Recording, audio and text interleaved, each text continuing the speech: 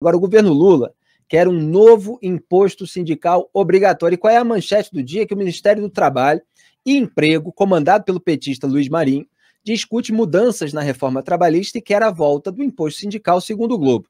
A proposta que está sendo discutida pelo governo Lula e deve ser enviada ao Congresso em setembro prevê que a taxa seja vinculada a acordos de reajuste salarial entre patrões e empregados que tenham passado por intermediação sindical.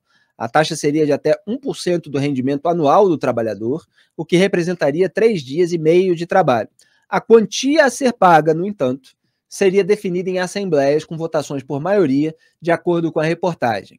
O imposto sindical obrigatório, vai lembrar, deixou de existir em 2017, justamente por causa da reforma trabalhista aprovada durante o governo do Michel Temer. A manchete no jornal, Graeb, foi de que o imposto sindical, obviamente obrigatório, já que é imposto, ele pode voltar e ter um valor até do triplo do que era antes.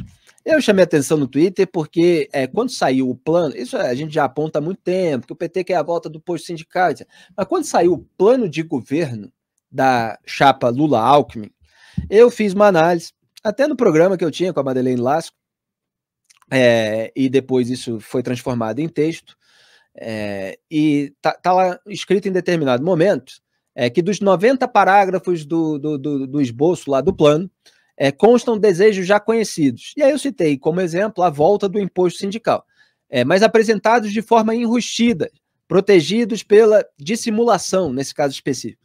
E aí mostrei lá, entre aspas, o que estava no plano de governo do Lula: a construção de uma nova legislação que fortaleça os sindicatos. E falei que o texto combinava com a prática do Lula de adaptar os seus discursos de acordo com a plateia.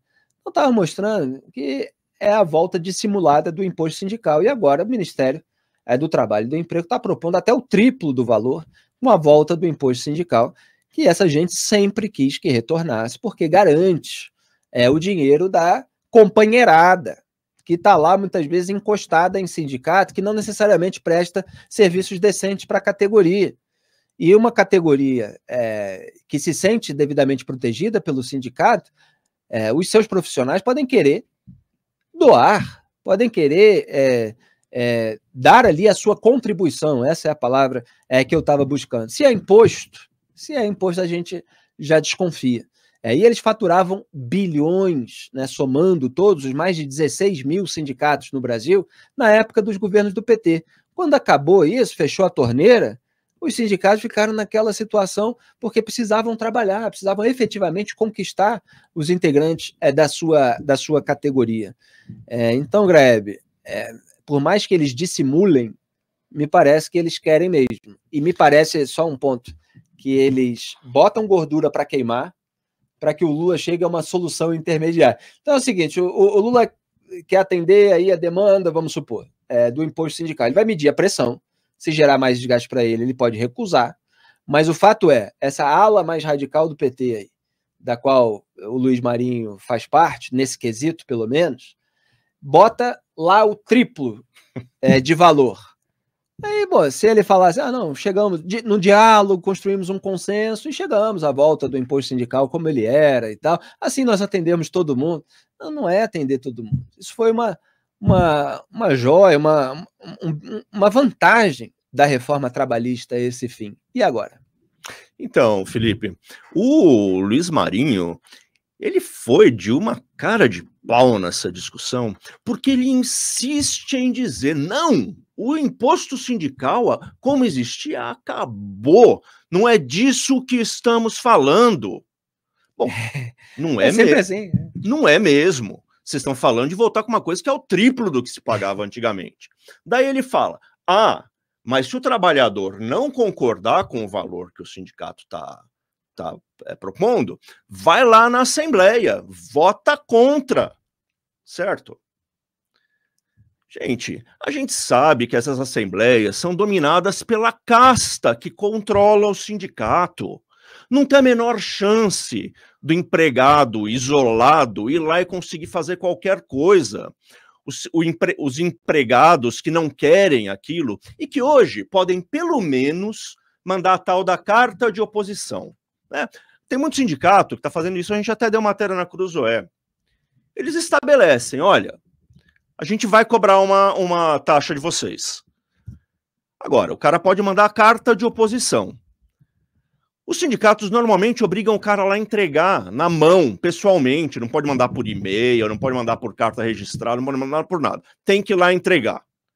Ou seja, dificultam ao máximo a possibilidade do empregado exercer esse direito de dizer não ao desconto de uma coisa do salário dele.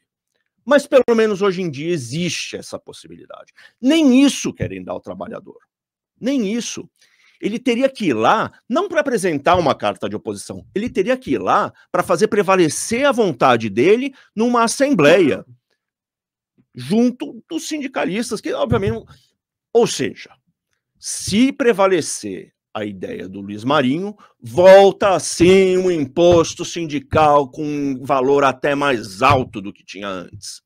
E o cara tem a cara de pau de dizer que não é isso que queremos.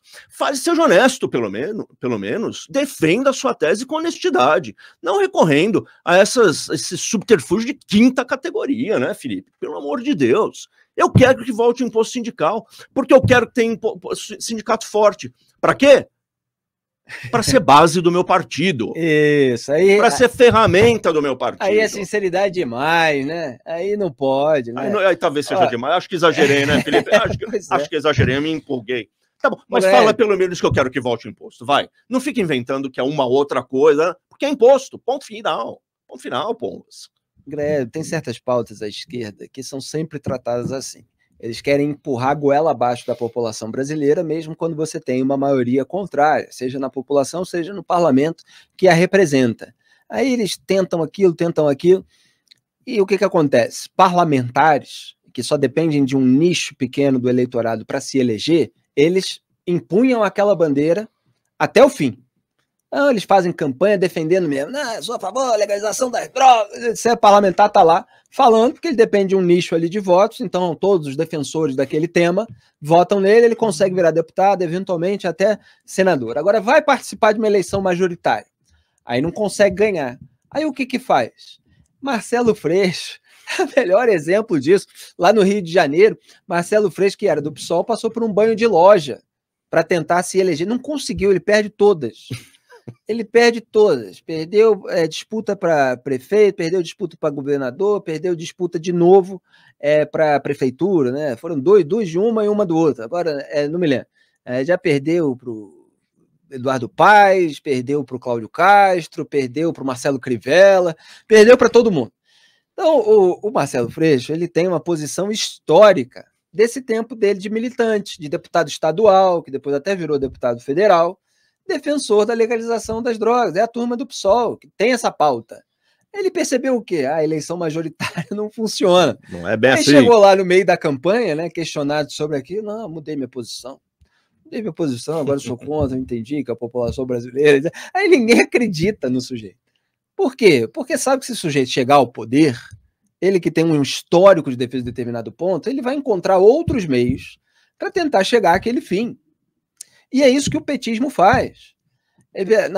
Gera um desgaste, peraí, volta o imposto sindical, quando isso aparece no noticiário, vem toda uma repercussão negativa do empresariado, do mercado, de meios de comunicação, de segmentos da sociedade. Tá, peraí, não é que vai voltar, é que nós vamos começar a discutir em assembleia, né? Eles falaram barbaridade, mas no fundo eles querem essa volta, e eles vão tentar emplacar, e se em algum momento a população estiver distraída, eles vão lá e emplacam. Felipe, qual que era o valor que os sindicatos estavam arrecadando antes da reforma? 6 bilhões, 7 bilhões ao ano. Agora, eles arrecadam cerca de 60, 70 milhões ao ano. Olha só a proporção, certo? Foi uma redução absolutamente drástica. De fato, sufocou financeiramente os sindicatos. Agora, isso é uma coisa terrível? Não é terrível. Não é terrível. Né? E é isso que você estava dizendo. Os sindicatos deveriam ter usado o dinheiro, aqueles bilhões que eles ganharam por anos e anos e anos, para convencer os trabalhadores de que eles eram uma estrutura indispensável. Não conseguiram com bilhões. Querem convencer agora? agora que não tem dinheiro nem para pagar a passagem de ônibus para ir lá falar com... Não vão conseguir, porque não são, né? A única coisa que eu concordo, assim, eu concordo com a lógica do Marinho. Ele fala assim, quando os sindicatos vão lá e negociam um acordo com os patrões, eles estão prestando um serviço ao conjunto dos trabalhadores. Tá bom, negociamos, chegamos a um acordo, vai aumentar X% o salário, tá? Eles deveriam ser remunerados por essa prestação de serviço, inclusive por quem não é sindicalizado. Faz algum sentido, só que a remuneração que eles estão querendo é muito, muito, muito acima daquilo que esse serviço deveria merecer, né? Certamente não é uma remuneração na casa dos bilhões, como eles estão querendo que volte. Me parece que os 60 está muito mais próximo. Não sei porque precisa mais, não é? Eu estava lembrando o dado aqui, em 2017, o número de sindicatos no Brasil chegava a 16.700, com arrecadação total de 3 bilhões 540 milhões de reais. Eram Esse era o 3. número que a gente apontava muito naquela época, só estava lembrando aqui. Eu falei 6, eram 3.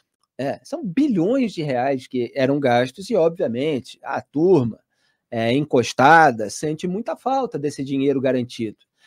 E quando a gente fala das reações, a gente não pode perder de vista o último elemento aqui da nossa pauta, que é o trabalhador. Tá? Não é assim, isso é uma reação das elites, do mercado, etc. É o trabalhador da categoria que vai ter que suar a camisa durante tantos dias, a depender do valor desse imposto, mas pelo menos um dia, simplesmente para entregar o dinheiro resultante desse trabalho na mão de um sindicato que não gera tantos benefícios a ele, a ponto dele querer doar, dele querer contribuir voluntariamente. Então, assim, é um escárnio em relação ao trabalhador num país em que o sujeito já tem que arcar com tantas lacunas, tantas ausências de serviço público de qualidade, tanta burocracia para poder empreender. Como diz aquela medição, né? Trabalha mais de metade do ano para pagar impostos já, né? Exatamente, é que esse é um deles, né? Mais um. Você já tem uma carga pesada de impostos em cima de qualquer trabalhador.